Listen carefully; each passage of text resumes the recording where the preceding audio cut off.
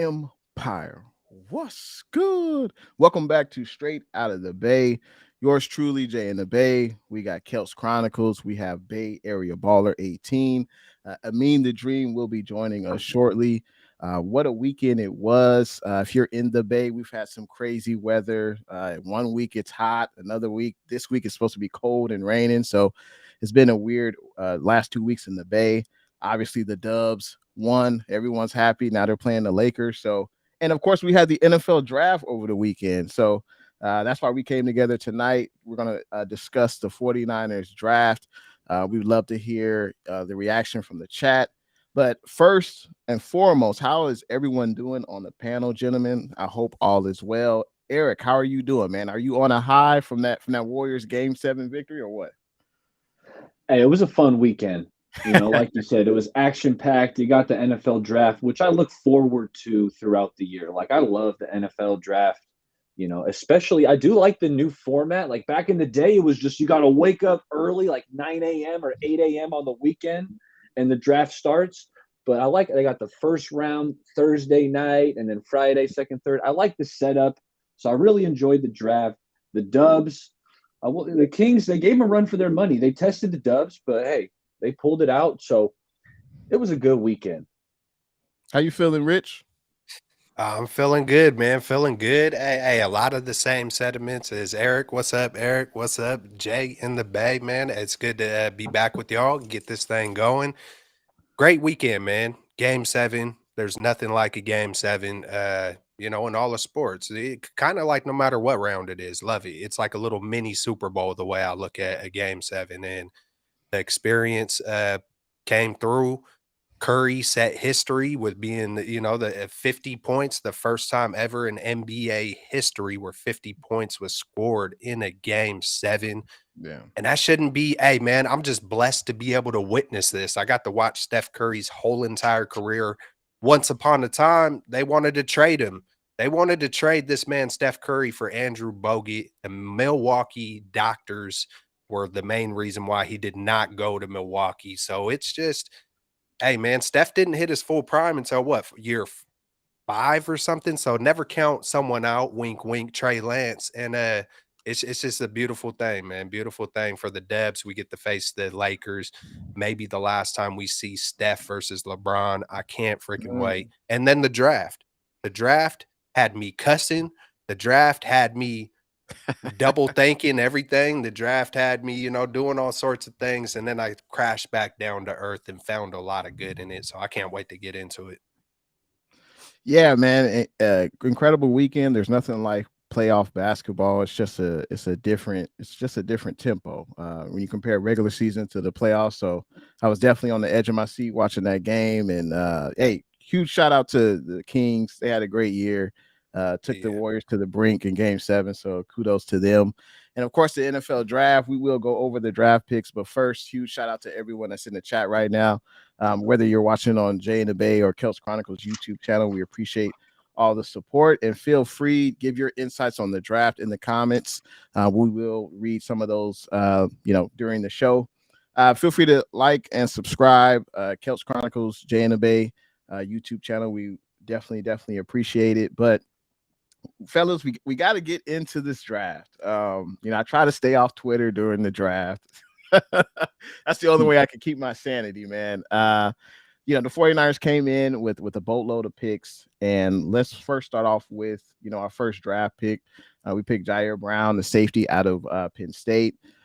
We traded up to get him. And to my recollection, I believe this was the first time in the Shanahan and Lynch era that the 49ers drafted safety in the 3rd round since Tavarius Moore. So it's been quite some time that the 49ers have actually addressed the safety need in the draft this high. I know it wasn't a first or second round pick, but, round 3 pick, that's pretty high. I'm sure there are odds that Brown could start at safety opposite of Hufanga, but we'll see what happens in training camp. But, what were you guys' initial thoughts? Were you happy with getting a safety at that pick? Do you think we should have went in a different area with our first pick? What are your thoughts? Let's start off with Eric first. I like the Jair Brown pick. I've been talking to Krug a lot, and he's been hyping up Brown as one of his draft crushes. and I trust Krug's eyes. And now, post draft, I've watched some tape on the Penn State product, and he's a versatile safety. What came to mind was how similar he is to Hufanga. And let me tell you why. Like, we know how Hufanga can time up snaps and shoot the gap and make a tackle for loss. Well, I see Jair Brown doing a lot of similar things like that. But he's versatile. He's good in coverage. He had 10 interceptions the past 2 years. So that tells you he's a playmaker. And, it might tell you that he also takes some chances, because I think there is some of that similar to Hufanga. But I think he's a really good draft pick. You're going to let him and Gibson kind of duke it out in training camp. Like, I'll probably give the initial advantage to Gibson because he's the vet. But if Jair Brown is playing out of his mind, picks up the playbook quickly, knows all the signals, then it's absolutely a position that Jair Brown could supplant the veteran. And let me tell you another reason why I really like this draft selection of the safety. And it's because the Niners scheme, at least with Saleh and with D'Amico, we'll have to see how Steve Wilks kind of imprints himself into the scheme. But the safety position is very interchangeable. Like, it's not even necessarily like free safety, strong safety. Like, they take turns being in the box and being in the deep third. Like, if somebody motions, you'll see maybe Huff was in the box, he'll rotate and go into the deep third, and then Gibson will come down. So the safety position is really interchangeable for the Niners, and that's where I think Jair Brown will fit in so seamlessly because he's so versatile, similarly to Hufanga. These two guys are interchangeable. Absolutely, absolutely. Hey, man, that versatility, and then just to keep them guessing, one thing real quick, I did want to say, um, yeah, Bay Area Ballers channel is not running tonight. Technical difficulties. We're going to get that situated, but go subscribe. Go hit up. I'm not sure if it's in the link, and if it isn't, we apologize. But hey, man, go hit up my man Eric, Bay Area Baller 18, and go Thanks, show that man Coach. some love. Yeah. And then I also, no problem, my man. I also wanted to say, hey, what's up to John, David V, everybody that's tuning in. It's been a minute. Hey, man, we appreciate y'all. Good to see y'all. I'll read one from John real quick. Jair Brown was a Steve Wilks pick. He sounded so hyped during the draft call. He did, man. And that was man, I had Jair Brown, kind of after watching him. And, I could talk about the 10 interceptions. He led all of college football in 2001 in interceptions. And I love that from the 49ers. We've been preaching, go get some guys to make some interceptions. We haven't had one since years to get 5. Gibson got it. Bufunga was right there last year, breaking through as an all pro. So we don't know how long Gibson's gonna last, you know what I'm saying? And especially get up there in age, hey, he could, there could be a time or two where either one of those guys go down in like the interchangeable thing, and you got Jair right there, kind of filling in. I looked at it like filling in that Jamie Ward spot. Um, and then we see the versatility. You know what I'm saying? It's not hard to use, our own eyes and see him in 3-point stance on the goal line, shedding the left tackle, breaking through the fullback, making a tackle on the goal line, and then drop back in coverage, making interceptions, 3 forced fumbles, fumble recoveries, scored a couple touchdowns. I love the pick. He reminded me of Debo. But the more and more I kept on watching Jair Brown, and then even the way he was shaking people off the edge, he was using wide receiver moves like these offensive linemen weren't. He was going untouched while they were trying to get hands on him. So I love Jair Brown. He has a little lack of speed, but we seen what Hufanga did with lack of speed. He turned into an all pro, man. If you got the instincts, you got the dog in you, you're going to succeed in this league. And yeah, great pick. We've been wanting a safety, man. So I'm glad we did it. Hey, as Kels mentioned, we have been wanting the safety for a while. And as I mentioned before, surprising that the 49ers picked Jair Brown, but maybe not so surprising because, this is the first time, in the last, 10 years that Jimmy Ward is not on the 49ers roster, one of the longest tenured 49er players. So clearly the 49ers wanted to make a significant investment in this position. And if we see Brown and Huff, the next 5 to 10 years on this roster, I think obviously then it would be a great pick.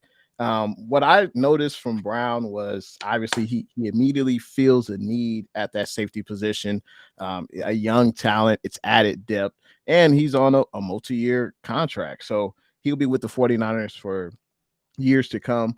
Also, even if he doesn't start, me and Kelts were talking about this a little bit before the show, but even if he doesn't start, Wilkes could have a 3 safety look where you have, Tayshaun Gibson, who had hella interceptions last year for us. You got Huff, and then you can have Brown as well. So you can have that 3 safety look. And what I noticed from Brown on tape is the guy was just a playmaker. He had a lot of interceptions. He reminded me of Huff. He could play in the box. He was very aggressive at the point of attack. He plays really fast on tape. And I think it should be a great pick for the 49ers. We'll see what he does. We'll see how he's utilized by Wilkes. But one thing that kind of stood out, just a negative, if I want to go there, he did miss some tackles. And that's something that kind of Huff struggled with a little bit with the 49ers. So he's definitely going to have to get better in that area. But I think overall, I think it's an excellent pick. Any other cons that you guys saw on tape or anything else you guys would like to mention about, the first pick for the 49ers and Jair Brown? Yeah, I wanted to mention that he's also an excellent blitzer. Like he had 4.5 sacks just last year at Penn State. And, when I'm watching some of the highlights or a couple games, you see him blitzing and really getting a good jump, and he has good acceleration. I know the long speed he didn't test well, but let me tell you something about just the 40-yard dash. Like some players are just faster on the field. Yeah. You know what I mean? Like Bang. in pads, like they don't run the 40 in pads, right? Like, so I think Jair plays faster than his time speed, and you can see it when he's blitzing, just with his pursuit of the quarterback, and the productivity was there. 7 tackles for loss, 4.5 sacks last year. So I just love how he lives in the backfield. Yeah. Bro, I was talking, me and Jay in the Bay were talking about everything, almost close to word for word, everything you just said. I was like, man, was Baller back? Was he in the was he in the backstage and overheard our conversation? I got eyes everywhere. I got eyes everywhere, Coach. Hey, great minds think alike, man. Because I was telling Jay, I was like, man, hey, the 40 time.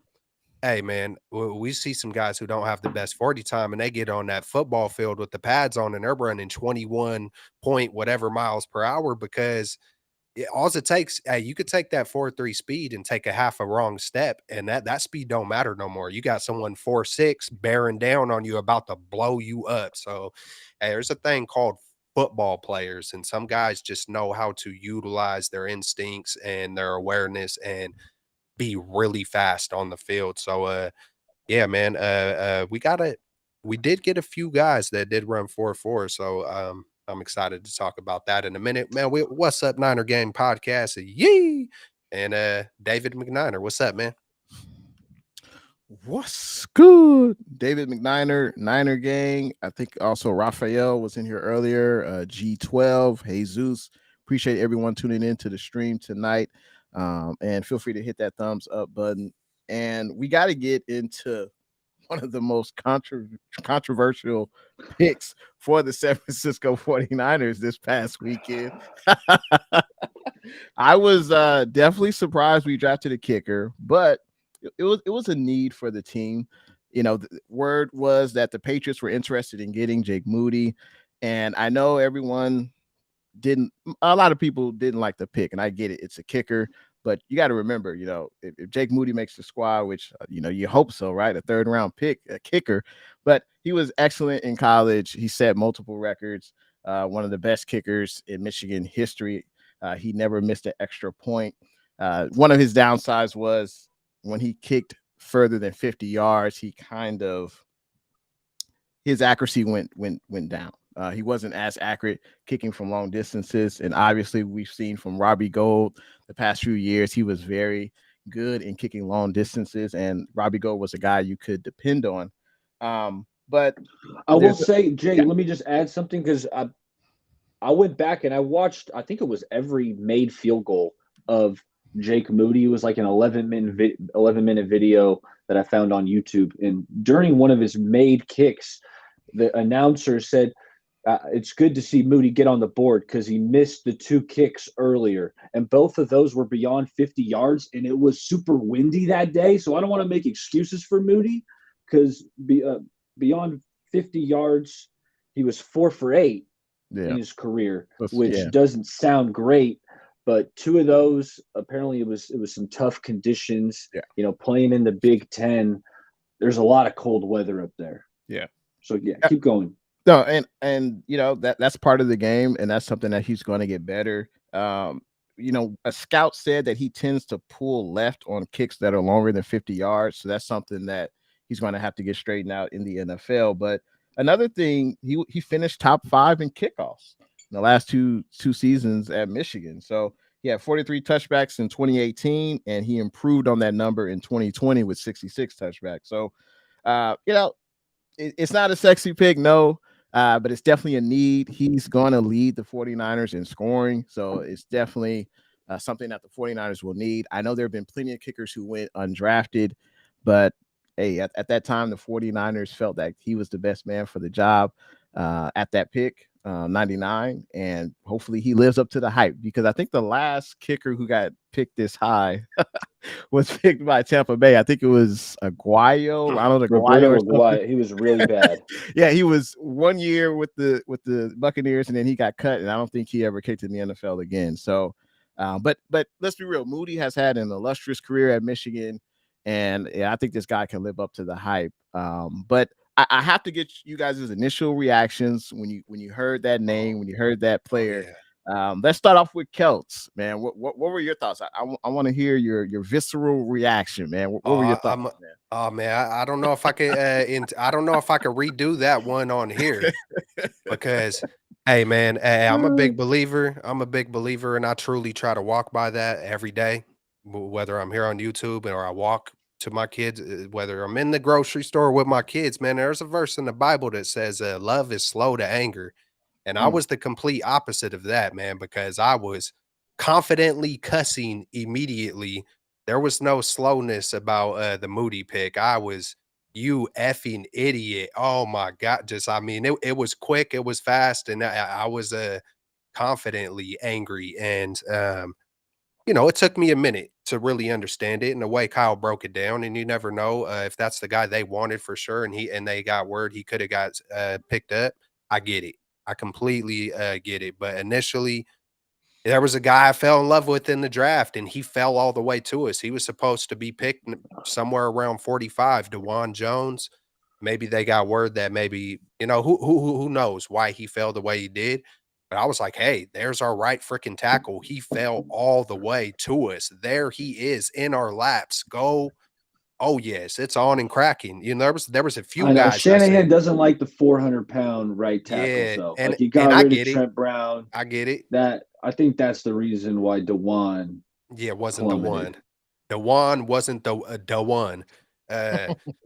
You know, and man, so it was initial just, dude, my mind was like, hey, we could have got this guy in the 5th. Like, what are we doing? There's a lot of names right there, you know, and other uh offensive linemen, other cornerback, just so I was frustrated. But after the aftermath, I understand why. And like, you know, John said, hey, this is a guy we're going to use immediately, and it does make a lot more sense now. But at first, hella angry, bro. I was hot.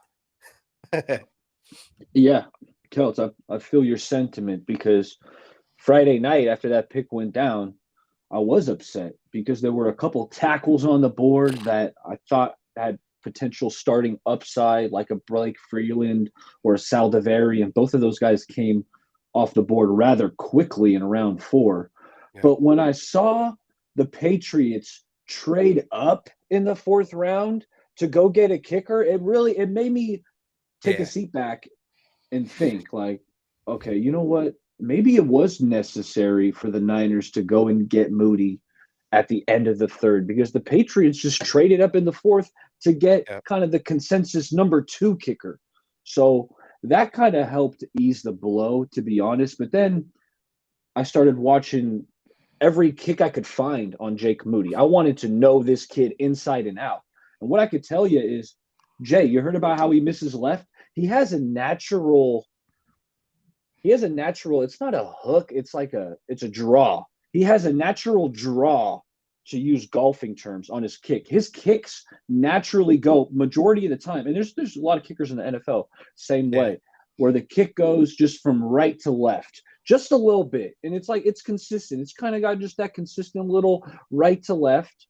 And I came away thinking, you know what? Jim Harbaugh freaking loves this guy. Harbaugh would not hesitate to pull out Jake Moody wherever they were at on the field. He hit a 59-yarder. Okay, and let me tell you, I saw a side angle of it. The 59-yarder hits the net. Like, it would have been good from 64 at least. So I was impressed by that. He was spectacular. I'm trying to find the range. Inside of 40 yards. He only missed one kick inside of 40 yards in his career. And like you said, Jay, never missed an extra point. So he's been really dependable. And now that you're a pro, it's your full-time job. I think you're only going to get even better, right? So while I was frustrated with the pick initially after I saw what the Patriots did, and then just diving into this kid, in the Shrine Bowl, which is one of these off-season kind of all-star games, he was the MVP of the Shrine Bowl. He went 4 for 4 on his field goals, 51 yards, 30 and 2 35-yarders. So I like what I'm seeing out of Jake Moody. That being said, this kid's going to be under a microscope, fellas. Yeah. He is going to be under a magnifying glass. If he misses a big kick, or if he's going to be heavily scrutinized, and a lot of that's due to this, what you can consider a steep investment. There's not too many kickers that get drafted, in the top 3 or 4 rounds. But hey, if he's making kicks, I'll be all for it. If he's booming balls out of the end zone on kickoffs, you won't hear me complain about it one kick. Real talk. 1 minute. If he starts missing kicks, then there's going to be people voicing their frustration loudly. Yes. I think I heard there was like a competition with Jim Harbaugh had him, and I guess there was a heavily recruited kicker. Yes. I heard that too. So there's this other guy who's supposed to be the one, and Harbaugh said, you know what? I'm going to put them through just this off the hook competition, whatever drills he was doing, but just, in high pressure situations, and Moody, took down the heavily recruited dude. So I kind of look at that microscope and that pressure, like he's already shown. And then I was going to ask you, Baller, because it sounds like you did a lot of homework on him. Was there, I started thinking about, okay, making all these kicks. Did he have some bad weather games? Because it just makes me think of Green Bay and Robbie Gold. Like, can he do this? I can bet, Yeah. There was definitely, you could see some cold weather games. I didn't see crazy snow. But it looked like the players are dressed up like it's, low 20s or in the 10s. Like, they're dressed like it's really cold weather. So you saw some of that. I mean, I'm excited about the pick, as excited you can be for a kicker. What's good, MBS? Thanks for tuning in tonight. Appreciate you for tuning in. Yeah, I mean, if he lives up to the hype, we won't even remember that he was a 3rd round pick. But as you guys illustrated, he's going to be under a lot of pressure. But you could say so is every NFL player. It wasn't Mitch. Was Mitch a 3rd round pick? I think he was a 5th. 4. Or was I think he was a 4th. It was a day 3. Hey, day 3 was one of the funny. 2. Yeah. But it's like we should have known. We should have known that they would do something like this. It's like they did it for a punter. Bang. Yep.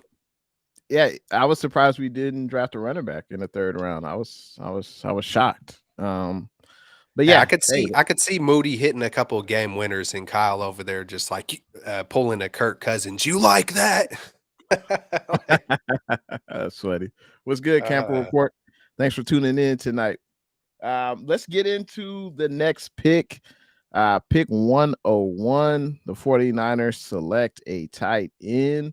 And this was definitely a need for this team heading into the draft. We know George Kittle is getting up there in age. Obviously, he had a hell of a season. At least the back half of the season was really good. Kittle proved that he's still, one of the better tight ends in the NFL. But, I don't know about how you guys felt, but, Ross Dwelly, Warner, Tyler Croft didn't really do much for me. And the Niners, I guess, felt the same way. So they picked up tight end Cameron Latu out of Alabama, round 3, pick 101 overall. What were you guys' thoughts about this pick? Let's start off with Eric.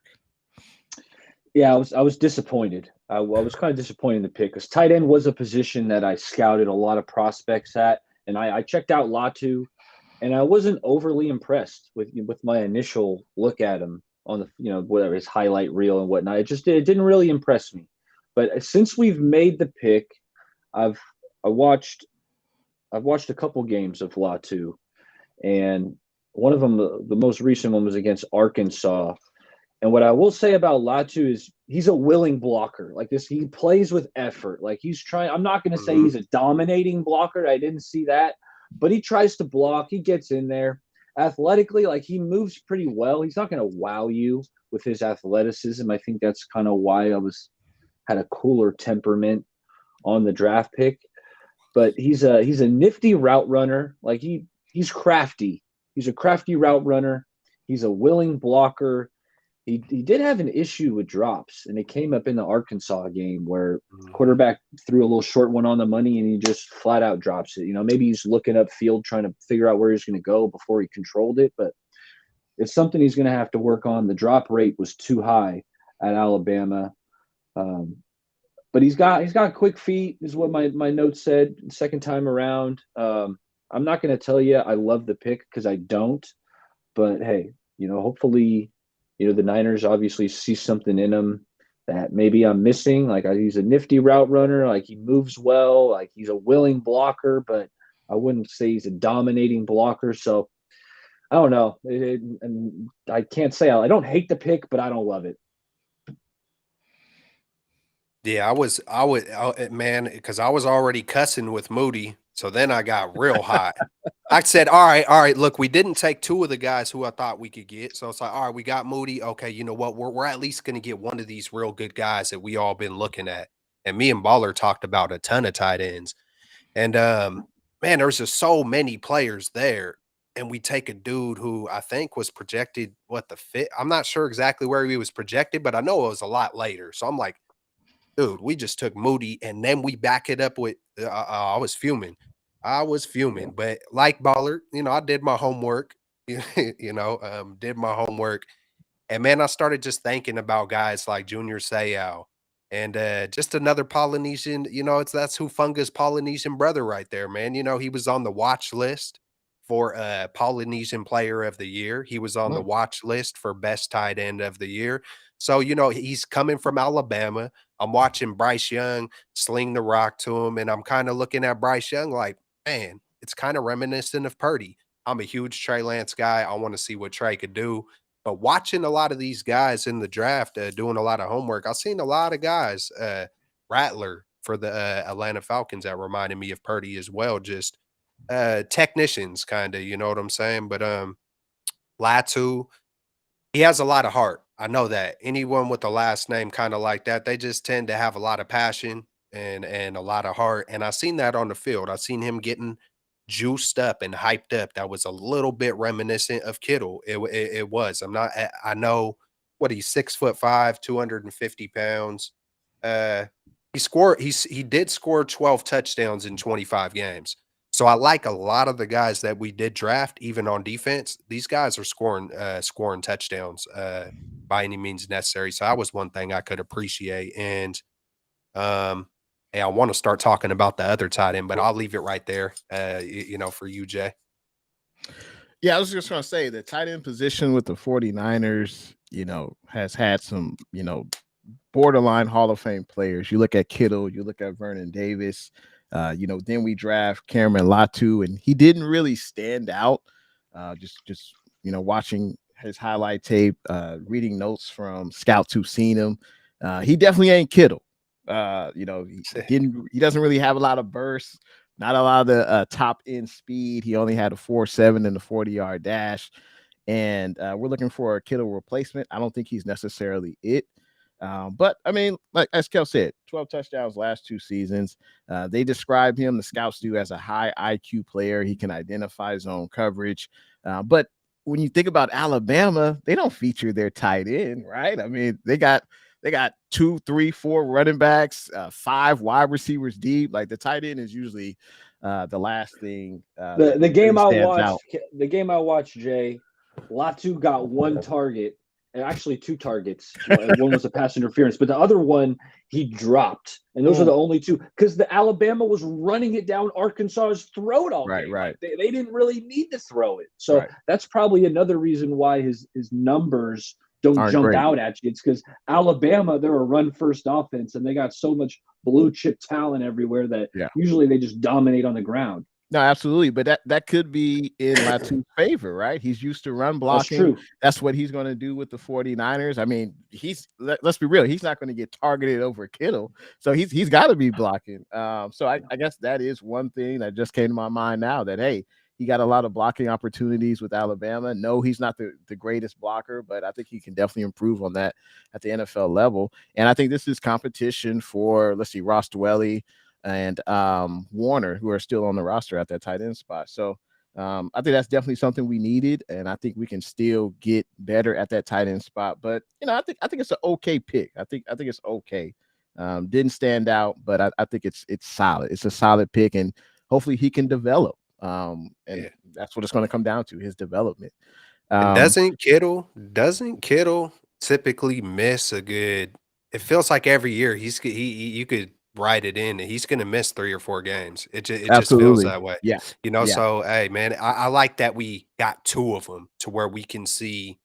Because you never know. You draft a guy, you really don't know. They could both be good. They could, it's always a 50-50. Oh, there he is. What's good, Amin the Dream? How you doing, man? What's up, Amin? Can y'all hear me? I couldn't hear y'all for a second. That's my fault. Yeah, we can hear you now. How you doing? How y'all doing? You might be clicked in twice or whatever. You know how sometimes you got to hit the open tab. I think that could be it. I don't hear it now though, so you might be good. We good now? We good? I think so. How you doing, man? Yeah. I think good. I'm good. Hey, we were just talking about Cam Latu, the tight end pick, and we just went over the first 3 picks for the 49ers. What were your initial thoughts on the first 3 picks? Jair Brown, a safety, Cam Latu, and Jake Moody. Well, Jair Brown, obviously I love the pick because I feel like we obviously that's a position of need, and from what obviously I'm not gonna, this is not original. When I was hearing, when I was watching the draft, was he was supposed to be a early second round pick, projected to be an early second round pick, but because of that speed, because he ran a 4.640, he kind of fell in the draft. But I love the pick. I thought it was a great value, and it was a position of need, so I'm 100% fine with that pick. The Jake Moody pick, I mean, I didn't hate it. I mean, it was definitely early. I tweeted it out. I was like, whoa, we drafted a kicker, not a running back. Whoa. But I didn't hate it, even though I wasn't too happy with it. Because I remember we traded for Zane Gonzalez. So I'm just like, all right. I like Jake Moody's the best kicker. And obviously early on, people were projecting him Niners to draft him. But I just didn't I was like, we have Zane Gonzalez. What is the point of drafting him in the 3rd round?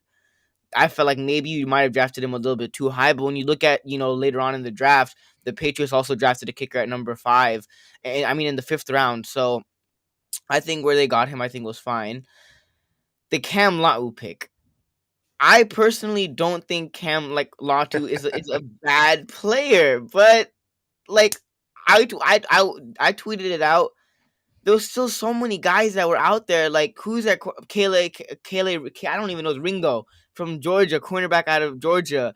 There was Dewan Jones, who was also available, offensive tackle that you could have drafted, right? So in that aspect, I'm like, all right, cool.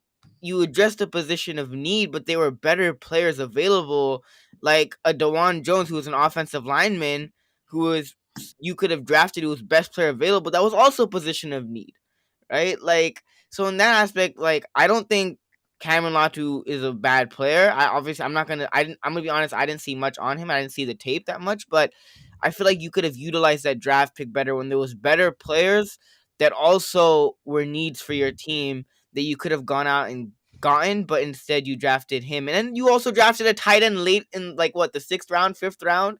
They drafted 2 tight ends. So it just doesn't really, I didn't really like the pick, and I'm not saying Cameron Latu is going to be a bad player or anything. He might be great, but I just didn't feel like the Niners, at least at this point in time, utilized that pick the best way possible. Yeah, and that's been a growing sentiment that there have been other players that were available at that pick, but hopefully Latu can make the most out of his opportunity, and there's a reason why the Niners drafted him. So I'm curious to see. Real quick, Jay, y'all excited for Tuesday night? I just had to put that out there. Y'all excited for Tuesday night? Lakers, Dubs, can't wait. Game 1. What's your early prediction? I ain't gonna lie, my team is not favored to win this series, and I know that. I know my team ain't favored to win this series. I'll simply put it like this: just being an honest Lakers fan. As much as there might be Lakers fans like, you don't believe in your team. Like, nah, I believe in my team, but I know the Warriors, man. The Warriors. That's weak. That is weak. I mean, I'm so disappointed in you. Honest, like, that's respect. That's respect. Right? Like, that's the thing. Respect. Have low expectations. That way you won't be disappointed, right? Like, I ain't trying to say we want your Lakers winning this, winning the chip this year. Like, nah. Like, I'll put it like this. I'll simply put it like this. I'm not giving you a game prediction. Now, the Lakers fan in me will say Lakers in 7 or Lakers in 6. Hey, but if I'm being honest, stand by your team, man. But if I'm being honest, if the rest of your guys step up and play better, if Jordan Poole steps up, if Klay steps up, and the rest of the guys actually play decent instead of the Steph Curry show, the Warriors will have an easy series. But if it's a Steph Curry show like it was last series, if it was pretty much a Steph Curry show, Klay is ice cold, Jordan Poole is struggling offensively, and obviously will forever be a defensive liability. If it's the Steph Curry show, I think, the Lakers got a pretty good shot at winning the series. But if your guys step up and Klay Thompson, has a good series. Jordan Poole has a good series. I think the Lakers will have their hands full. I had a vision as you were talking to me, and I just thought about Klay not doing so well. And I told Baller halfway at halftime, game 7, hey, Klay ain't going 1 for 10 again. Typically, when people start doubting him a little bit, he's a ticking time bomb. He could get hotter than anybody in the entire NBA. When he's on, he's on fire. Like, hey, he's the NBA Jam. He's on fire, So I had a vision as you were talking to me, and in respect on your opinion, even though Baller thinks it was extremely timid. It was weak. It was weak. It was. You got to pick your squad to win. Like, if your team has a chance at winning the series, I'm also being honest. This is my honest opinion. Your team has a chance at winning, which I would say the Lakers have a chance. They have a chance. Klay Thompson is gonna go off because it's LA. We already know about Michael Thompson. Klay does some stuff in LA, and so I wanted to say Game 7 on the Warriors' home court, but I had a vision, literal, as you're talking, of Klay going off, and isn't there a thing about Klay Thompson in Game 6? What he's done it a couple of times. That's a myth. It's a myth. It's not true. Watch, it's gonna be Klay in Game 6. That's just gonna drop like a 40 piece, bro. I'm booking it right now. Game 6, Klay is a myth. Nothing's happening in Game 6. If that series goes that far, Klay Thompson ain't doing nothing. Well, time will tell. It's gonna be a hell of a series, back and forth. We know that, but I gotta say, hot diggity dog. I appreciate this super chat from ATL Superfan, Big Low Country Sports, doing it big on his YouTube channel. I appreciate the super chat, man. I know you're excited about your Falcons after the draft, and it'll be interesting to see what they do in the regular season. But going back to the draft, we got to talk about round 5. What is it? Pick 1. I think it's 155 overall. The 49ers pick up a cornerback out of South Alabama, Darnell Luter Jr. What are you guys' thoughts on this pick? The 49ers, of course, did not have a 4th round pick, so obviously we needed to fill the need at their cornerback spot. Ambry Thomas days, definitely are numbered. I think we definitely needed to bring in a corner, another young corner. Emmanuel Mosley's no longer here, so What were you guys' thoughts? Let's start off with Celts, man. What were your thoughts on this Darnell Luter pick? I don't Cornerback. know what I was doing on the Darnell Luter pick, but I did not see that one. And, I still did my homework and everything. And, man, I had to find out who the guy was. I didn't know who he was. I looked at a ton of cornerbacks too. So, did my homework and, South Alabama. That one of the last things I wrote was a little bit bigger Womack.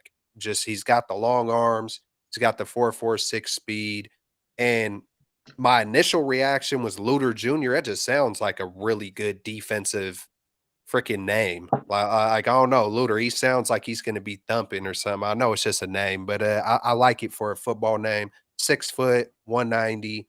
Like I said, the longer arms, big hands. He's athletic. He's lanky. So I looked at it like you said, probably sliding into that Ambry Thomas spot, but a little bit bigger Womack. It feels like he was a little bit of a ball hawk. I guess that's pretty much the most I wrote on him. So, I'll let Ballard or Amin take it from there.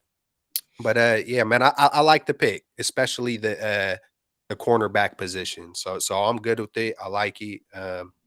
Yeah, and I did a little homework on South Alabama as well. I don't think I ever really looked at anyone from their school, so I learned a little bit. What say you, No doubt. Amin the Dream or Bay Area Baller, whichever one? No, yeah, let's kick it to Amin. Main thing I took away from him is physicality. He's a physical corner. He'll jam you up on the line. Very physical corner. And that's what he's going to bring to this 49ers defensive backroom is physicality. And, obviously you guys touched on it. And a lot of Niners fans, kind of pointed this out when he got drafted was Ambry Thomas's days are numbered.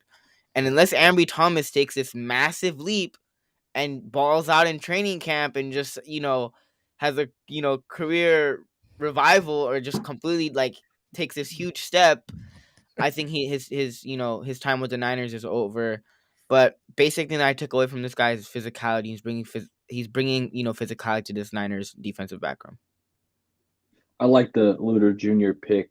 His 2021 season, and this is per PFF, he was one of the top corners in 2021. He gave up 12 catches for 150 yards for the whole season. Okay, it's 150 yards in a whole season. That's how locked down Darrell Luter Jr. was in 2021. He also had 4 picks that year, so the ball productivity. And last season, he was good. He wasn't quite as good as he was in 2021, but he was still pretty good last year. He's got the measurables, 6 foot. The arm length is really good. His hands, 10. He's got 99th percentile hands. So, and sometimes football's a game of inches. When you're trying to break up those passes downfield, I think having an extra half an inch on your finger might help out, tip a ball away. Absolutely. He's got measurables. And like Amin said, he's a really good run defender. And being a good run defender is like a prerequisite to get playing time in the Niners defense. Like Charvarius Ward, he will hit you. Diamador Lenore, he's a physical tackler. Okay. Jimmy Ward was in the slot. We don't need to tell you about Jimmy Ward. Even when Kawan Williams was in the slot, all these guys will hit you. It's required to get on the field. And Darrell Luter is bringing a lot of that. So where we got him, I think it was a great pick. Ambry Thomas, I've always kind of been I've been a little lukewarm on Ambry. So yeah, I think you try to shop him for a 7th round pick, and if nobody takes, then you just let him go, because they're building up that cornerback room, and Darrell Luter, Sam Womack, Demo, Ward, there's a lot of guys in there. Oliver, so, yeah. There's Oliver, no doubt. I like Oliver. There's no doubt Ambry Thomas is on the clock, but I think he could also look at this in a positive where he's got a new defensive coordinator, so he has a new leash on life. He's got another guy that he can actually maybe impress. But we'll see what happens. Hey, how about he tries to impress me? Because I'm not impressed for Ambry. So try to impress me, Ambry. He's got to impress the guy that's gonna say, "Hey, Ambry, take that outside corner spot. You're gonna start opposite of Mooney Ward." That's the guy he's got to impress. But that most likely won't happen. But that's what football life is all about. It's about competition. Ambry, your number is up. Yep. And hey, this guy, Daryl Luter Jr., he could take his spot, but he is a 5th-round pick. There's no guarantee he's going to make the roster spot. But as you guys mentioned, good size, length, instincts, awareness. This is all stuff that scouts have said that he has. His knock, though, is short area quickness and man coverage. It seemed like at South Alabama they played a lot of zone coverage, but hey, I'm sure the Niners will play a lot of zone coverage as well. So it'll be interesting to see where he falls, if he's able to make the roster, or if he, winds up on the practice squad, or will he be on special teams. But I think it's definitely, he feels a need for this roster. We needed to get younger at the position, and we know, unfortunately, like running backs, our cornerbacks get hurt too. So there's no doubt he could actually play in some games this year and contribute. Got to say what's good to Brian Cope. Appreciate you tuning into the stream tonight. Hopefully all is well. You're doing big things on your YouTube channel, man. Keep it up. And I got to say, hot diggity dog. We got another super chat from Blue True. Appreciate the super chat, Blue True. Blue True says, we missed y'all at Straight Out of the Bay. Welcome back, fellas. Appreciate the love. We appreciate it. Yes, Let's sir. see. That's like Shay Martinez says a final grade, overall grade C plus. I'm not sure if he's talking about the overall draft or just the Daryl Luter pick, but we will continue to move on. We'll talk about Robert Beal Jr., 6'4", 247, Georgia defensive lineman, a 5th-round pick, 173 overall. He came from Georgia. Some of his pros were he's got good arm length and reach. He has an effective bull rush. He's got a great 40 time, 4.48. That's pretty good for a defensive lineman at his size. Also, scouts have said he has a great motor. But it's interesting. He's projected to play a 3-4 outside linebacker, and that's not really our scheme. So it'll be interesting to see, how he's able to contribute to the 49ers. And he didn't really – me and Kels were talking about this earlier. At Georgia, at the high-powered schools, Clemson, Bama, like you're not going to have any 4-year starters. Like it's either you flash your junior year and then you go to the draft. And I don't think Bill really flashed, his last year. And I think that's part of the reason why he went in the 5th round. Bill does fit a need for this team. We needed to get younger at the edge rushing position. And I think with this pick, he'll definitely add competition to that room. What are your thoughts on the pick? You like it? You love it? Let's start with Bay Area Baller. He's a project. I think this guy, Beal, is a toolsy project. Niners are always looking to add athleticism, burst off the edge. I just think that Robert Beal Jr. is like their flyer at, a chance at developing a project with some talent. He's got the long arms. You mentioned he's got the burst, he's got the speed, but he didn't play a ton at Georgia. They got a lot of talent, and he was a rotation player, but he didn't get a ton of snaps. And during the post-draft press conference, they asked Lynch and Shanahan about Robert Beal, and Lynch said, we listened to the head coach of Georgia, and he said, whoever gets Robert Beal is going to get a good player, but you just need to let him just get after the quarterback. They said, just let him get after the quarterback and set the edge, and you're going to love him. At Georgia, you're right, Jay. He was outside linebacker. They had him like dropping into coverage and doing stuff that isn't really built to his strength. So, you're going to get him in. You're going to try to work with some of the tools he's got and see if Kosirik can coach this kid up, because he's got some talent. But in my opinion, he's a project. Man, it sounds very reminiscent of Drake Jackson. It sounds like the kind of misusing him. Not really. He played 15 games. He was a 5-star recruit, and like me and Jay were talking. Who kind of isn't when you're going to Georgia or Alabama and so.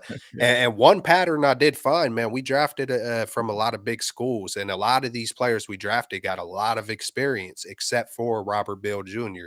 So I think his best days are to come, a project, and I think it could be a great competition with him and Drake Jackson.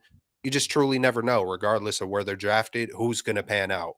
It could be another fifth round gem, man. We pull out third rounds and fifth round gems, and I'm really excited to talk about the next guy, but he did get a strip sack in the SEC championship game. He had 20 quarterback pressures. He didn't bench press, so I don't know. But hey, he's got the 4.48 speed for a guy 6'4", 250 pounds. So project that it's going to be exciting to see uh what we're hearing in training camp between him and Drake Jackson. And who else we got? Hyder. I'm thinking who else we got on the edge. But hey, we needed that piece, so we got it. If he pans out, it could be nice for sure. What's up with it? Oh, we got my man up in here, Buddha. What's up with it? Yee. What's up, my man? What's good? That's the thing about a guy like Robert Beal, is that it's kind of hard to look at his tape and see what type of player he is, because obviously he went to Georgia, and the thing about Georgia is obviously back-to-back national champions, but there's so much talent on that defense that he doesn't really stand out on defense, right? But for where the Niners drafted him in the 5th round, and when you look at the Niners, who have the best defensive line coach in Chris Kosaric, I think Robert Beal can be a sleeper. I think he could be one of those guys, in my opinion, that could be maybe a Talanoa Hufanga if you give him the time, if he develops properly under Chris Kosaric. I think he could be a guy like a Talanoa Hufanga, where a guy that is a late round draft pick, but that kind of shined with the Niners, if he's given the time to develop. And I'm high on him because I feel like where the Niners got him, and with the Chris Kosaric combination, I feel like this is a sleeper pick. Now, the reasons why I didn't like, the Cameron Latu pick, for example, even though he went to a big school, or even, some of the other picks that the Niners had in this draft that we'll mention a little bit later, is because I didn't feel like the Niners got the best value at that pick that they were at. Whereas in this instance, in the 5th round, getting a guy like Robert Beal Jr., who's super talented, super athletically gifted, getting him in the 5th round, I think Robert Beal Jr. can be, a diamond in the rough for the 49ers. So where the Niners drafted this kid, I think, he could do some stuff. Absolutely. Hey, John asked earlier. John in the comments said, "Was it Bill who got the golden helmet? Because we give out a golden helmet, right, every year, like for the draft class. Do y'all know I'm who not got sure it? who got it. I don't know. I know it was one of the middle guys, because in the press conference they were talking about the whole draft, and yeah, I can't remember. Man, I know I've seen it. I almost want to say Bill, but I ain't gonna go there. I think there's no question Bill fits the need. We definitely need depth along the defensive line, especially at that edge rushing position, and he'll have every opportunity to compete for snaps with Drake Jackson. I believe. I think Drake Jackson has an obvious advantage being in the system. It'll be his 2nd year. I think he'll get every opportunity to start. That is Drake Jackson, but hey, Robert Beal's coming to a great situation with Chris Kosaric as a defensive line coach. You got Bosa on one side, you got Armstead inside.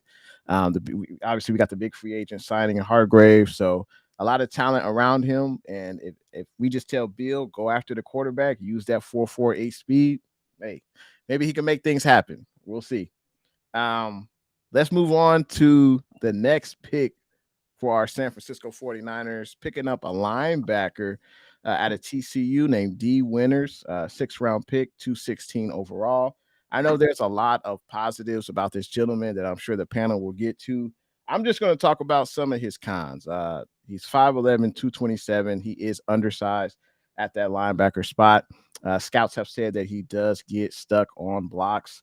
But maybe this gentleman, D, can be a special teamer, possibly a backup linebacker. I mean, if all goes well and, Greenlaw and Warner stay healthy, I just don't see D. Winters really making an impact on defensive snaps. Maybe special teams, sure.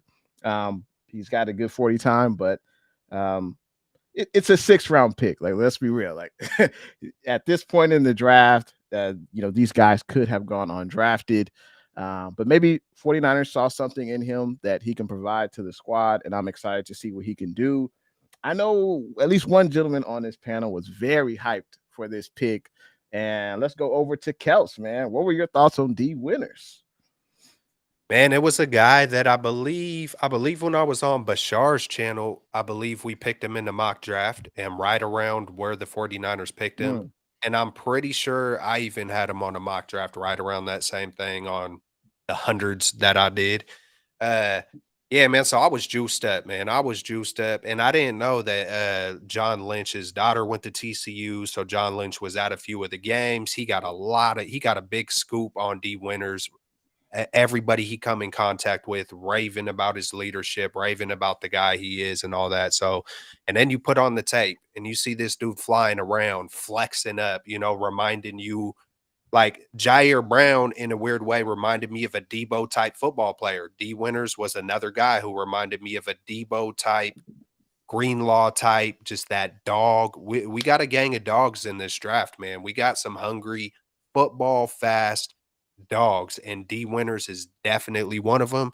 If I think there's only 3 or 4 guys who can make this team, I think he's definitely one of those guys. D Winters. I think he could definitely compete with the Fowles or Flanagan Fowles, Yeah. McCrary Ball. I think he's Owen going to be what Burks. Yeah. he's going to be one of Mm. those. Hey, look where Fred Warner was drafted. Look where Greenlaw was drafted. I know Greenlaw was later, but man, uh, man, this dude, one of the most experienced guys we got in the draft. 48 games, 10-yard split, 1.56, 4.49 speed on the 40. A ton of tackles for loss, a whole bunch of sacks, 2 forced fumbles. He's deflecting passes, he's sacking, intercepting, 3 interceptions. I don't hey, I mean, this dude D Winters, one of my favorite picks. Yeah, I like D Winters too. He was a captain, like you said, Kelts. He covers a lot of ground. He's extremely fast, and what really caught my eye is his acceleration. Like you could see, he's a linebacker. He's a linebacker. As soon as that quarterback hands the ball off to the running back, you see D Winters just boom, accelerate through the hole, make those tackles for loss. He had 14 and a half tackles for loss last year. I mean, that's insane. That's a lot of tackles for loss, let me tell you. And then also you can add in the 7.5 sacks where he's really good as a blitzer, and he's got that crazy acceleration that really just jumped off the screen. He's kind of the new age linebacker. This is what linebackers kind of look like nowadays. 5'11", really fast, can cover, can go sideline to sideline. He's just a new age linebacker. He is a smaller guy. The one thing he needs to clean up is PFF had him as missing 16% of the tackles he attempted. So that's a lot of missed tackles. But like you said, Jay, I do think D Winters would be a good special teamer just because he is really physical and he is really fast. So he can fly down on some of these coverage units. So I like the pick. He's got some deficiencies, clean up the missed tackles. But man, this dude's acceleration and his speed just really jump out at you. Yeah. It's like, man, I'm just thinking of Greenlaw on, who was it, Tyreek last year. But hella similar.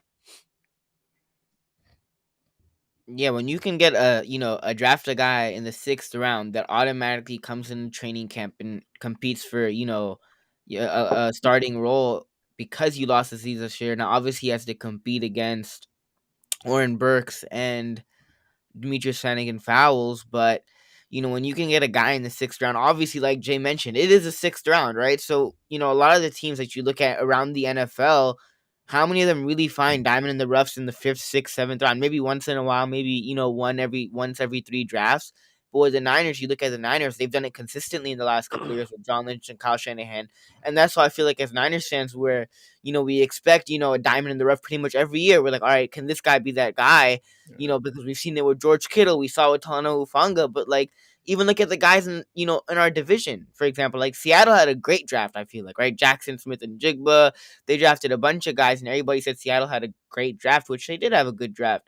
But when was the last time you could really say, all right, they drafted a guy late in a round where, okay, he was a stud? Now, they have done that before, but like the last one that comes to mind is probably Richard Sherman. I might be wrong, so someone could probably fact check me on that. But with the Niners, The Niners do that pretty much every year or every other year, where they find someone in the late round, at like 5th, 6th, 7th round, and they're just phenomenal. So with this pick, I didn't really watch too much tape on him, but what I do know is that obviously he gets to compete right away for a starting role at the linebacker spot. Obviously, he has to compete against Oren Burks and Demetrius Flanagan-Fowles, but for a 6th-round pick, I mean, I like his upside.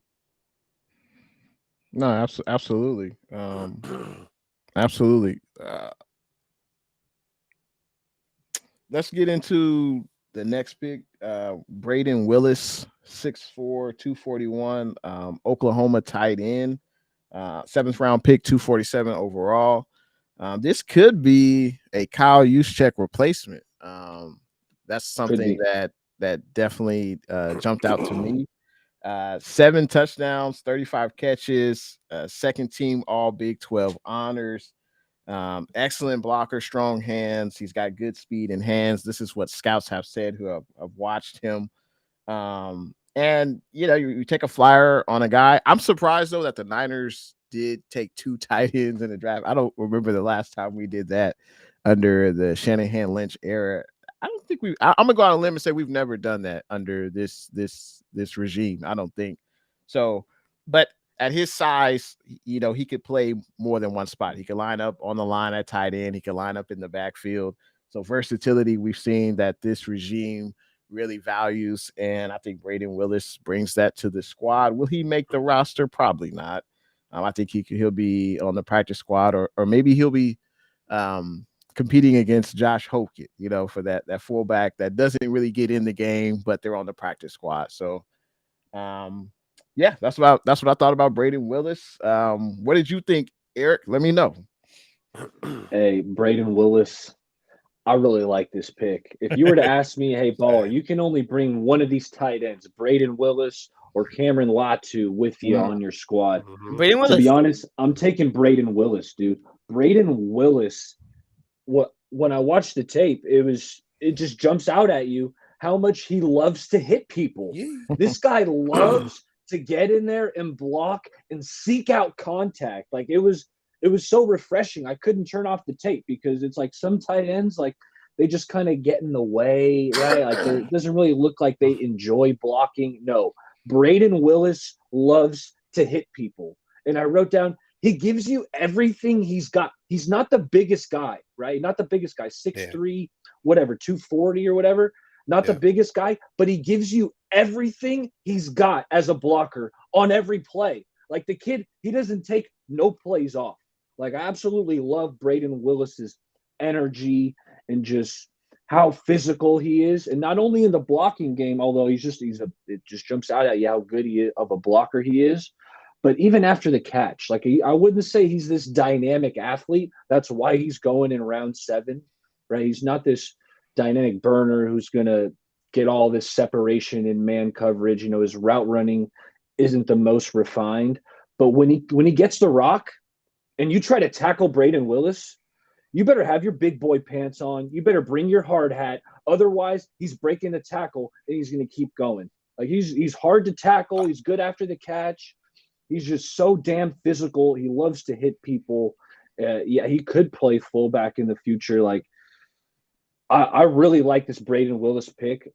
That's the reason why they drafted 2 tight ends, Jay. It's because Niners weren't expecting this guy to be here in round 7. It's just one of those best player availables.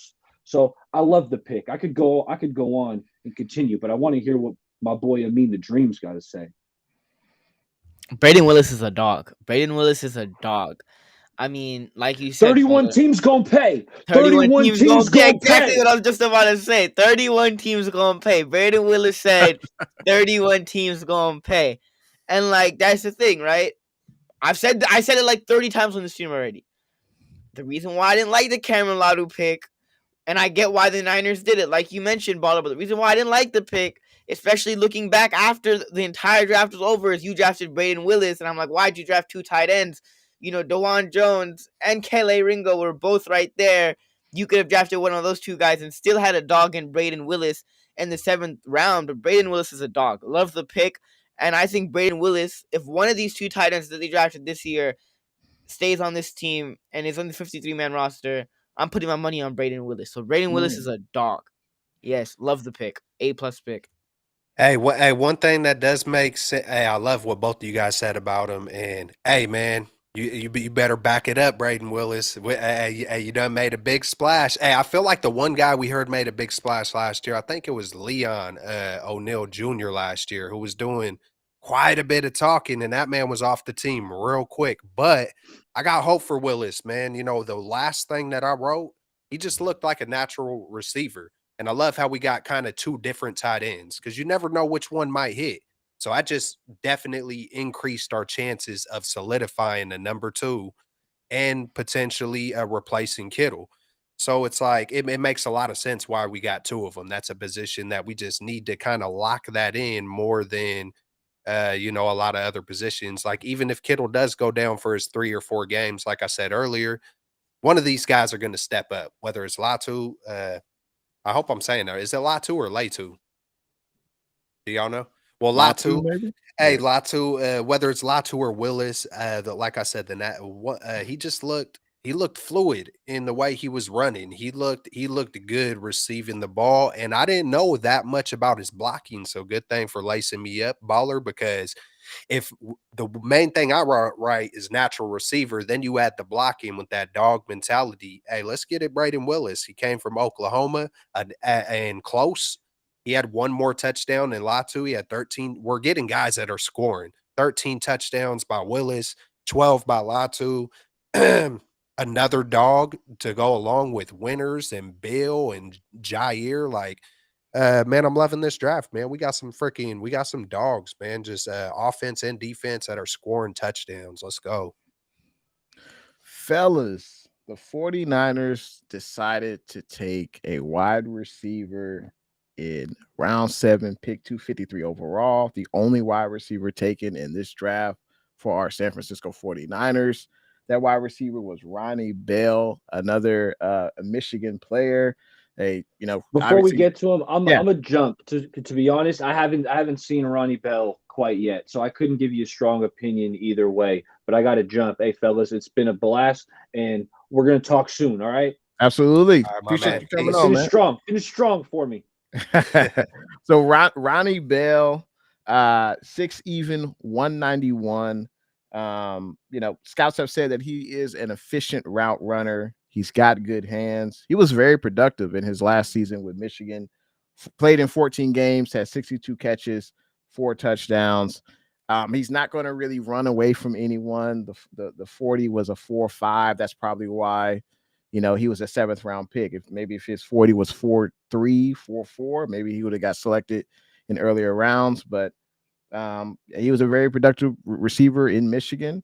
And obviously a few people in the chat loved them some Ronnie Bell. I'll be honest, I didn't see too much of him at Michigan. I didn't watch a lot of Michigan games, but he was very productive, and hopefully he can bring that productivity to the 49ers. It's going to be an uphill battle though to make the roster, that's for sure. Anything stood out to you about Ronnie Bell? I mean, the dream? The Niners drafted a guy that came off a torn ACL, but the thing is, Ronnie Bell had a productive season after coming off the torn ACL. Caught 62 balls, had 889 yards, 4 touchdowns. So he bounced back. I think he's a decent blocker. That's one thing. Obviously, the Niners are really like is a guy that can block. That's really important. You look at guys like Jawan Jennings, Debo, Ayuk. All those guys are phenomenal blockers. But one thing is his hard-nosed style of playing football, and I think that could help in special teams. Just the way that he runs, he gives it his all. But I haven't really watched that much tape on him, like Baller said, and I don't know how many other guys. I don't really watch college football that much, and this is a 7th round pick. I didn't really spend that much time watching Ronnie Bell, so we'll see what happens. But I didn't really watch that much on him. All I know is he came off a torn ACL. He had a productive season. And like you mentioned, Kelton, all these picks are gambles, right? And all these picks in a way are some will hit, some you'll miss, some you'll hit. So, for a 7th round pick, if this works out and he can, contribute on special teams to a certain extent, or, he makes the roster, that's a win for a 7th round pick. At this point, especially with the talent that the Niners have in the wide receiver room, Jennings, Danny Gray, who we drafted last year, who we hope can, have that connection with Trey Lance, Debo, Ayuk. It's going to be hard for Ronnie Bell to, make the 53-man roster with all this talent that you have in the wide receiver room. But if you can at least make it to the practice squad, this is a win for a 7th round pick. So my expectations aren't really high. I'll be honest, I didn't really watch that much of him, but for a 7th round pick, if he can at least make the practice squad, I would say that's a good 7th round pick. I feel it. I feel it. I feel it. Man, every time you talk to me and I start thinking about stuff that I was not gonna say whatsoever, and I don't know what it is. It's kind of trippy. I start having like little visions, but I could almost picture like this just being that kind of a like Kyle Shanahan type of guy. Like he might not be the greatest at anything, but he really don't got no weaknesses.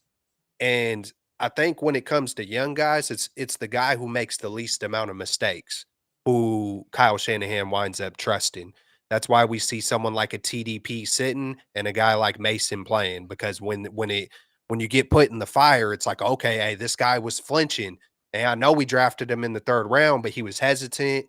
Trey Sermon. We see those kind of moves. All of a sudden, we're like, hey, let's get on the field, Danny Gray. All of a sudden, we hear early on he's on his phone a lot or something, and that man didn't barely see the fit. I just feel like Kyle has his ways, and I could see a leadership because from what I hear, Ronnie Bell got a lot of leadership qualities, a lot of games. Played under, at a big school. Guy like Harbaugh has, 2,200 yards, 9 touchdowns, just super solid all the way around. And I could see him fitting in, squeezing in somehow, some way if the opportunity presents itself. I like the pick. Hey, it's round 7. A lot of 49er content creators had him slotted in there toward the end of the draft, and sure enough, we draft him. So it was kind of cool to see that. And hey, let's get it. Hopefully, hey, just more competition, at the very least. It's a body and more competition. We also have, who's the wide receiver? Is it Martin? Tay Martin? We Yeah. got hey, we Tay got a lot of Martin, yep. we're gonna see. Hey, they're gonna battle it out, man. They're gonna go toe to toe. And I love that we have this kind of competition toward the bottom of our, practice squad, and at the end of our depth chart. We are loaded. Yeah. No, absolutely. Well said by both of you, Amin and Kelts. And MBS says Ronnie Bell might be the new 3rd and Jawan.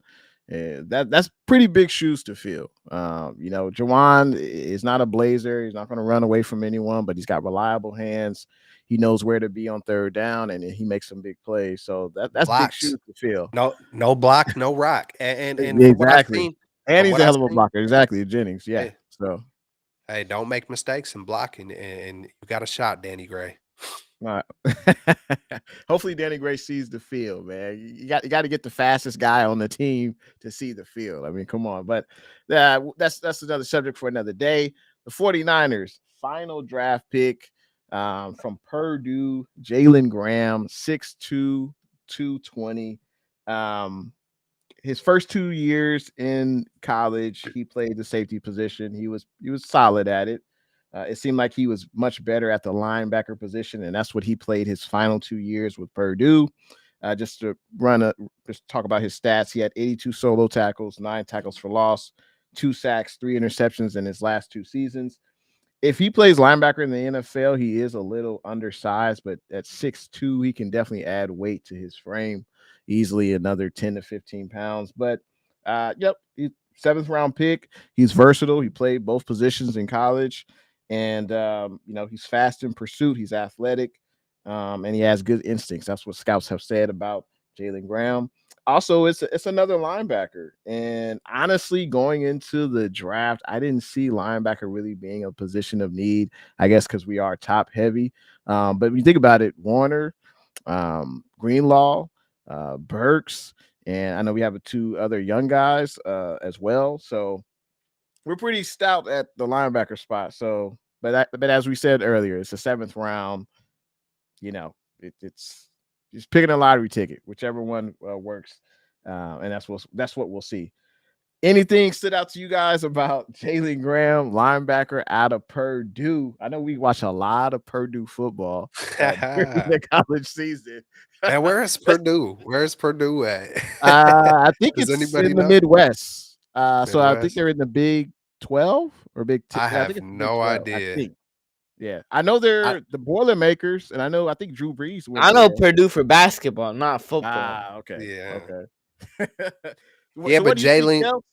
What you think? Jalen Graham, man, after watching, it was like, the more I hear two tight ends and two linebackers in this draft, is like, I think about special teams or, Yeah, just being bodies and hoping that one of those guys are going to hit, which isn't a horrible approach. Like, if you are so stacked, your roster is so stacked, and you don't have a lot of holes like the 49ers, and you are targeting certain positions and hoping, there's kind of no better way to do it than to get two of each. I mean, your chances are just, it's like rolling dice. Your chances just go way up by having two of them. One of them should work out, and hey, man, Purdue, one common theme that I seen with majority of the defenders we got, they were scoring touchdowns. He scored 2 touchdowns, and that's not easy for a defender to do. I don't care what level you play at. Even in high school, it's hard to score a touchdown on defense, and majority of the guys we got are forcing fumbles, getting sacks, interceptions,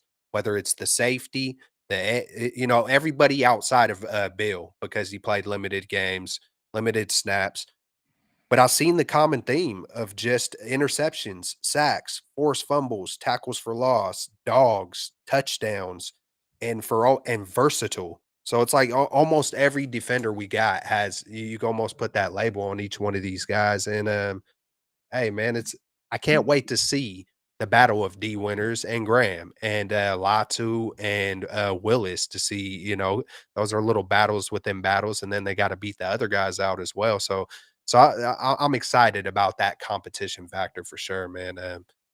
Graham could be a sleeper. He's longer, or he's I noticed he was a little slower and a little lankier than D Winners, which is, I don't know. I feel like, but he had a little dog in him as well. So it's gonna be competition, man. Can't wait to see it.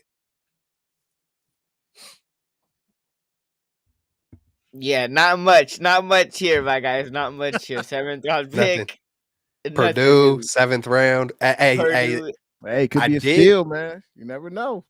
I did see here. I'll take it for you. I mean, I take did it from me. see Brad Graham was very excited about the last name. I'll Mm, say that. That's just okay. a little Oh, sprinkle in Brad there. Graham, Jalen Graham. Okay, I see. I get the joke. There we go. Jay didn't get the joke. Jay was just like, I see what Yeah, I you did. try to I see go what to you the did. depths, man. Sometimes I'll try to pull those things I out, see what like you did there. That was Latu, creative. That was like creative. I respect it. That That was was creative. good.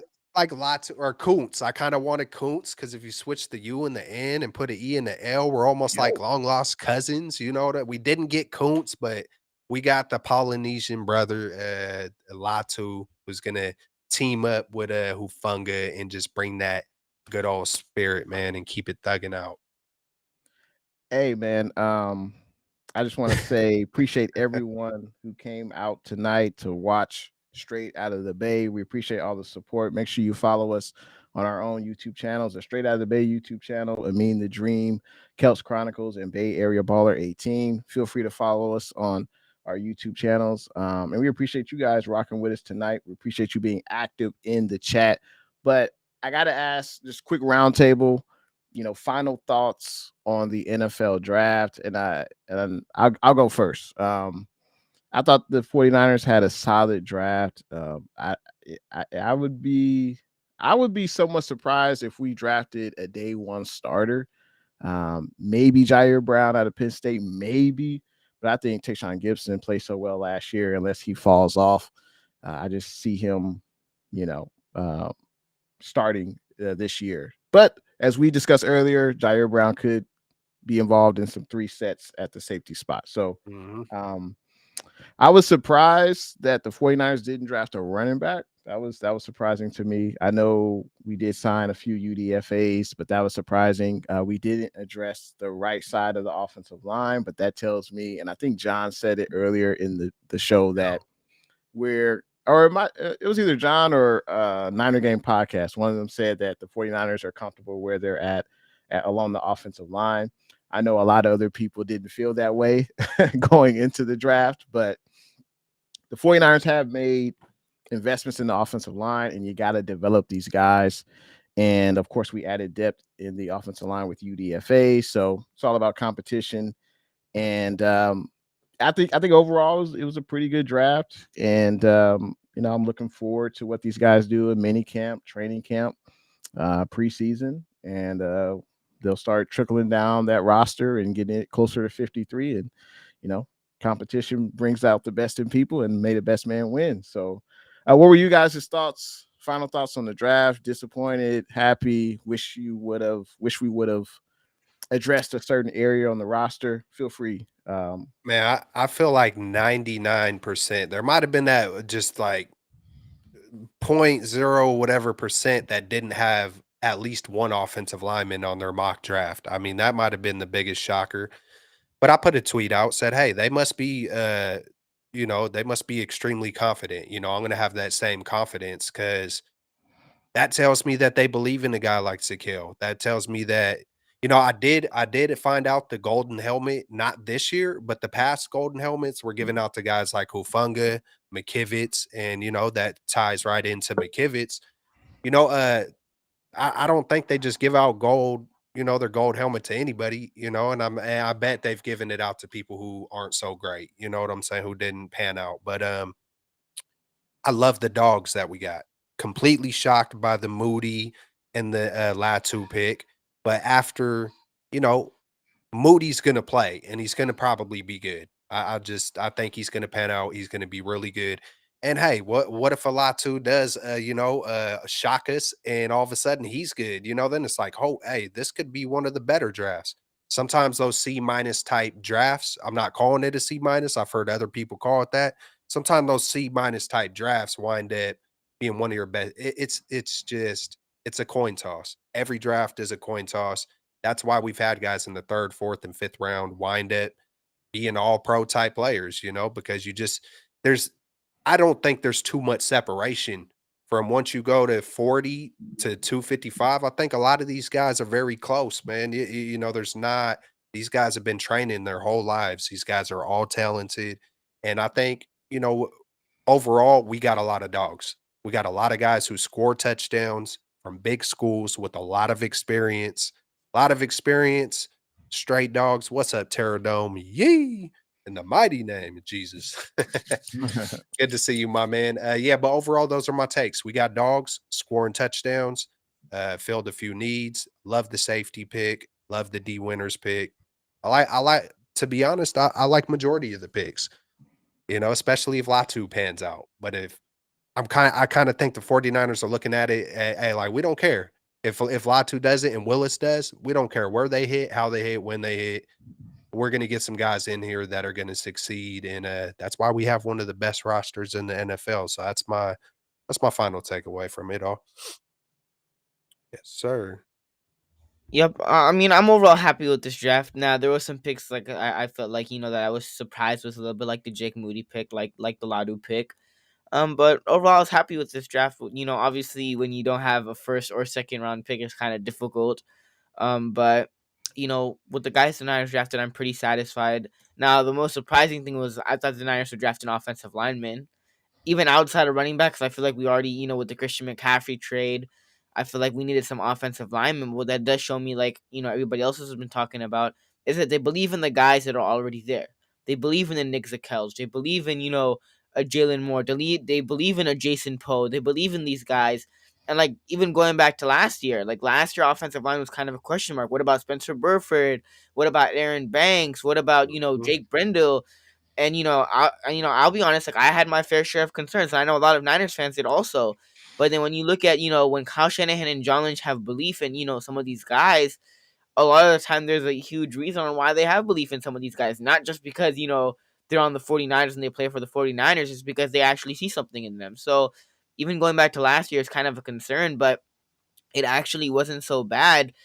And then even looking at it this year, a guy like a Nick Zakelj or Spencer Burford could take a leap and be a starter. And Aaron Banks, I expect him to only get better, especially with the Trent Williams right next to him. You obviously brought back Jake Brendel, but a guy like Spencer Burford or Jalen Moore, could step up and be starters for us next year and could take that next step. So offensive line is definitely a position that I'm surprised we didn't draft, but overall satisfied with the draft, but that's probably the most surprising thing is I thought we were going to draft an offensive line, but shows you the Niners believe in the guys that are in house. Yep.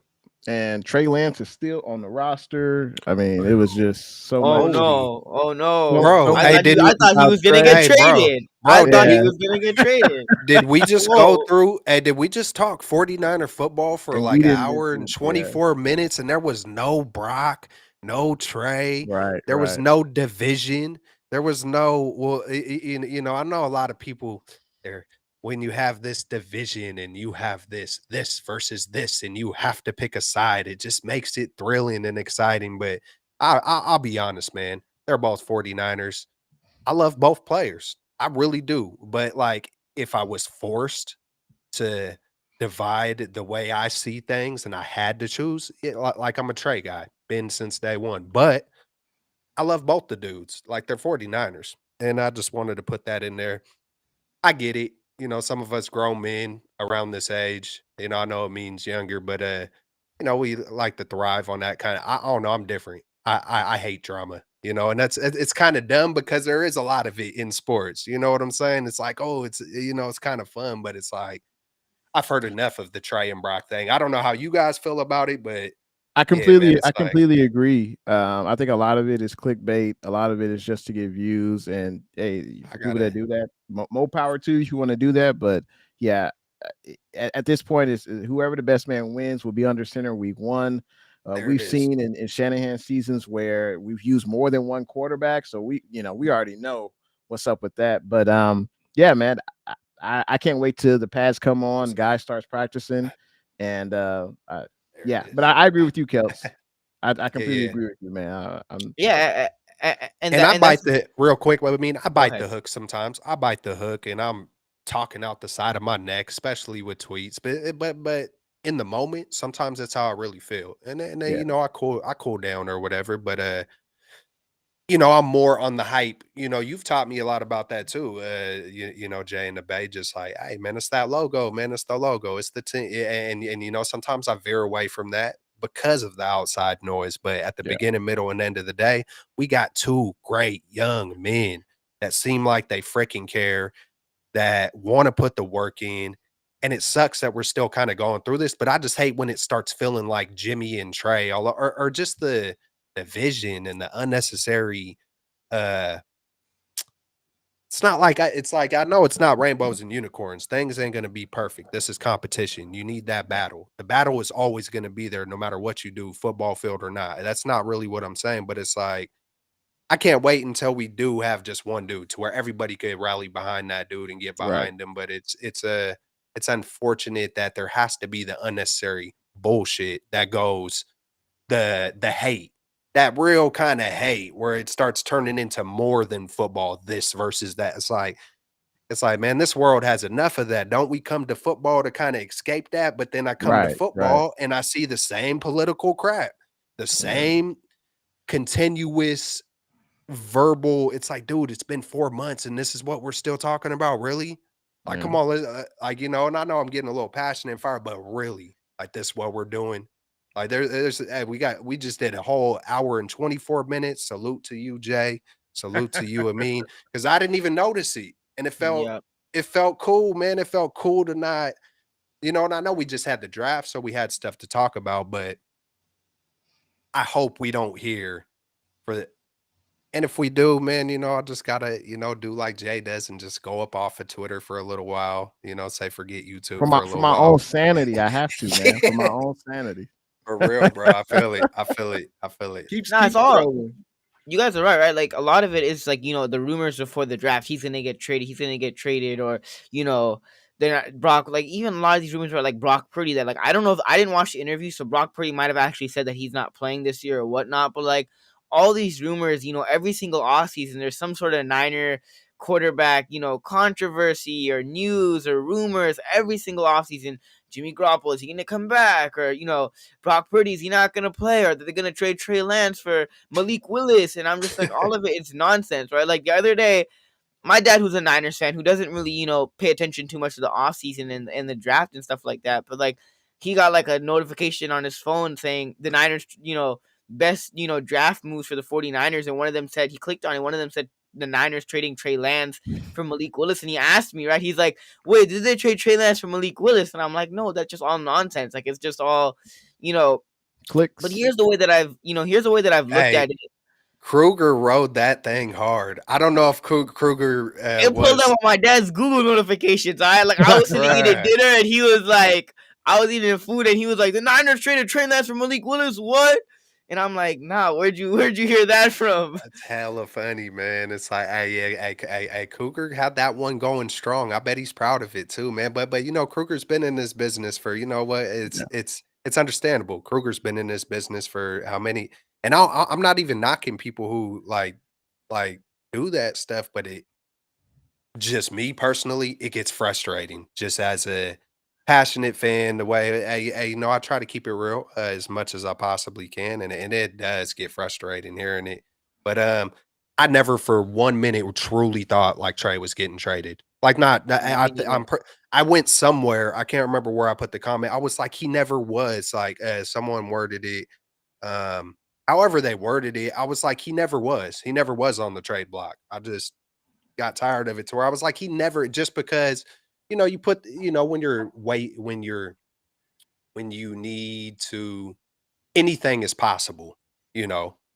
It's almost reminiscent to when I was like Trey's rookie season. I was like, hey, he's gonna be the Super Bowl MVP. We're about to go 14-3. He's about to blow the brakes off of it straight out the gate. I mean, that was almost just as far-fetched as saying he was gonna get traded, in my opinion. So I go there in different ways, but you know, I hope we get to see a great competition.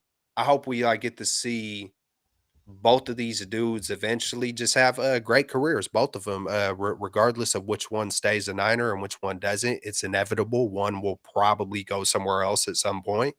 And, the 49ers are making it seem like their guy is Brock. And hopefully, Trey gets a chance to prove himself sooner than later, regardless of where it is. That's my thing, Kelso. That's my thing. It's like all this offseason rumor, garbage of him getting traded or whatnot. Like, let the kid play, right? Yeah.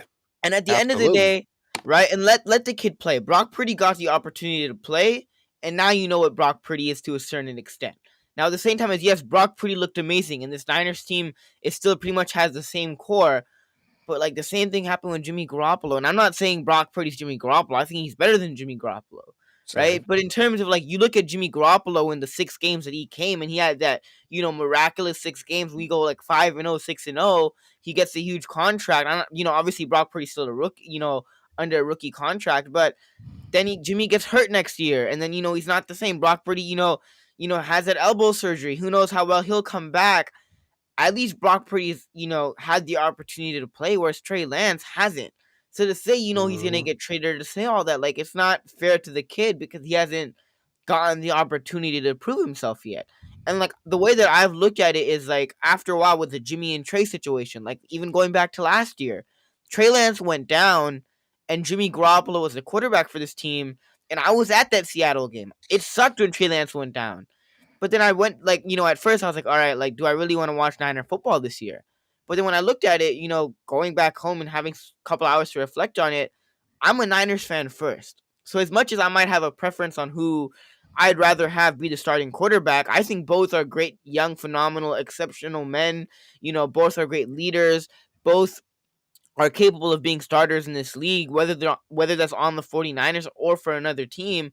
But I'm a 49ers fan first. So as much as I might have a preference on who I'd rather, be my starting quarterback or who I prefer, at the end of the day, I just want this team to be successful, right? Whether that might be Brock Purdy under center, or whether that might be Trey Lance under center, or whether that might be even Jimmy Garoppolo going back to last year under center. Sam Darnold. Sam Darnold, right? As much as, yes, people are dogging on Sam Darnold, if it, push comes to shove and Sam Darnold's a starting quarterback week 1 and the Niners are, 5-0, 6-0 or whatever, like, yes, would it have been cool to see Trey Lance starting? I bought his jersey a week after the draft. Like, yes, it would be cool. But I could see Sam Darnold being better than Jimmy in this Shanahan system. I don't care about, let me see his last 6 games. Oh, look what new. I don't care about none of that. I seen this dude making very similar amazing throws like Trey Lance. That same kind of arm strength, that same kind like The go, I don't know, man. But Uh-oh. he's a turnover machine though. What's his Jimmy name? was a Darnold. turnover machine. That's the thing. That's my that's the He was con. even worse I than know. Jimmy in Nah, I turnovers. know. But I mean, Hey, he That's the was on a con of worse Darnold. team though. hey, So but could you imagine the interceptions Jimmy would be throwing in a New York Jet jersey back then? And you know, if Jimmy went through that same path that Sam Darnold went through, my God, I Jimmy could never only said he was imagine. seeing ghosts. No, but that's the thing though, is yes, Darnold does have that, that's that one con of Darnold, but you kind of touched on it, Kels, is that like, you know, this is not even the same thing, but I played, football for a really bad team with really bad receivers, and I'm not comparing myself to anybody in the NFL, so Yeah, don't take that the wrong way, right? But like go ahead. playing for a team that doesn't have the greatest receivers or guys that, are just learning football or like guys that can't catch really well. Like that was kind of the New York Jets. Now, obviously, still the NFL guys are still more than capable, but having Adam Gase as your head coach, not being in the best situation, For and real. playing in a city like New York where the lights are on you, as a quarterback, like just that one season where I wasn't in the greatest situation, it was kind of up to me, at least like I felt like mentally going into every game that I would have to make something happen, right? So sometimes like with Sam Darnold, when I look at with Sam Darnold, is that like just looking at it from a quarterback's perspective, yes, he is a turnover machine. But like you look at, his time in New York, you look at his time with the Panthers, not the greatest situation, but he would have to sometimes make things happen in not the best situation, especially in New York, right? So when you have to, try to score a touchdown or get the ball moving and your offense is not really in sync, you guys are not really, you know, gelling well together, and you have to make something happen. Like sometimes, yeah, you might force an interception here and there. Sometimes you might make a bad read because you're trying to make something happen. And I'm not saying that won't happen with the Niners if he ended up being the starting quarterback, but the huge key difference is number one, Kyle Shanahan, but number two is that Sam Darnold has a running game. Sam Darnold has a Debo Samuel that can take a screen pass and take it 70 Exactly. yards. Sam Exactly. Darnold has a check down, in Christian McCaffrey that you throw a little 2 yard dink to him and he could break a couple of tackles and pick you up a first down to extend the drive. We have dogs on this team on offense. You have a good offensive line. You have a phenomenal defense. And that's the thing, is that if you're the quarterback for the 49ers, you don't have to throw 50 passes a game. The offense is, it's not, you don't have to really carry this football team. And even Yeah. offensively, you really don't have to do a lot because you have playmakers that help you out in such a huge way that you don't really have to do a lot. The pressure is not all on your shoulders. So, obviously, I want Trey Lance to start. I wanted Yeah. to be given the fair opportunity, but if push comes to shove, and Sam Darnold is the quarterback, or Brock Purdy, Trey Lance struggles and Brock Purdy is the quarterback, at the end of the day, I just want this team to be successful, and I want this team to, win the 6th Lombardi Trophy. I've never experienced a Super Bowl in my entire life. I've said it before, and I'll say it again. I want number 6 really, really badly. We've been so close, yet we've fallen so short each and every single time. Every NFC Championship game, we always lose. It sucks. It's almost like a trend at this point. The Niners make it to the NFC Championship game, L. Niners make it to the NFC Championship game, another L. It sucks, but at the end of the day, I just want this team to be successful, It's coming, regardless man. of who's It's at coming. quarterback. It's coming. I mean, it's we're inching our way brick by brick. It's like a half a brick by a half a brick, but it feel hey, we got one of the best rosters. One thing I do want to say is I hope we do not see Darnold whatsoever. So just in case that was misinterpreted, that oh my God, he said Darnold do as good as Trey, but nah, hey man, I to be honest, I really don't care who it is. To be honest, like if I really got down to the nitty gritty of it, like oh, as long as I see efficient. I would like to selfishly see 49er quarterback make a Pro Bowl and throw 30 touchdowns because we haven't seen it since Jeff Garcia in 2002.